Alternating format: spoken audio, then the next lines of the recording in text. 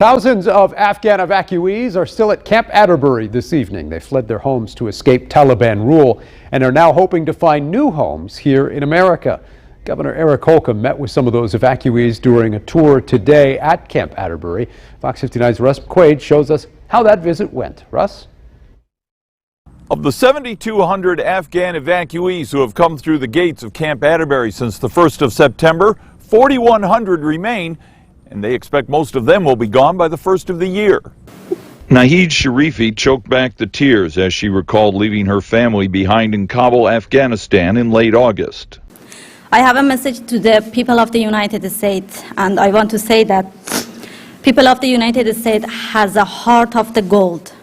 Thank you so much for everything. Not only have Afghan citizens and whole families been relocated to central Indiana, more than 200 have decided to make the state their new home and have already started working. Most of our jobs are pick and pack jobs, warehouse jobs, especially ramping up here at the end of the holiday season or going into the holiday season. So the Amazons, Walmarts, very, very open to hiring and paying very good wages nowadays to help bring our refugees and Afghan folks in. Governor Holcomb said those Afghans settling down in Indiana came to America looking for the same opportunity his own ancestors sought in the 1800s. This blueprint or this pathway on their journey to peace and security and happiness. Officials anticipate the last Afghan to leave Camp Atterbury before the end of the year, but not before the kids celebrate the upcoming holidays. This week, we took delivery of 26 pallets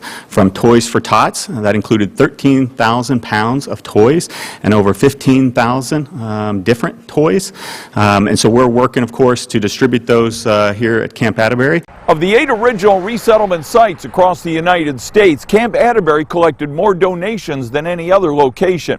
At Camp Atterbury in Johnson County, Russ McQuaid, Fox 59 News. Russ, thank you. There are still opportunities to help those evacuees right now. The Indiana National Guard has collected more than 1.5 million items from your donations so far. Some items still in high need include closed-toed men's shoes, men's pants, bottle brushes, nail clippers, and bras. Only new items that have not yet been opened are being accepted right now. There are 3 donation locations open right now in central Indiana. The National Guard Center on Kessler Boulevard, one on Arnold Street in Columbus, and one on Haggerty Lane in Lafayette. We've got more information and links where you can donate online at fox59.com.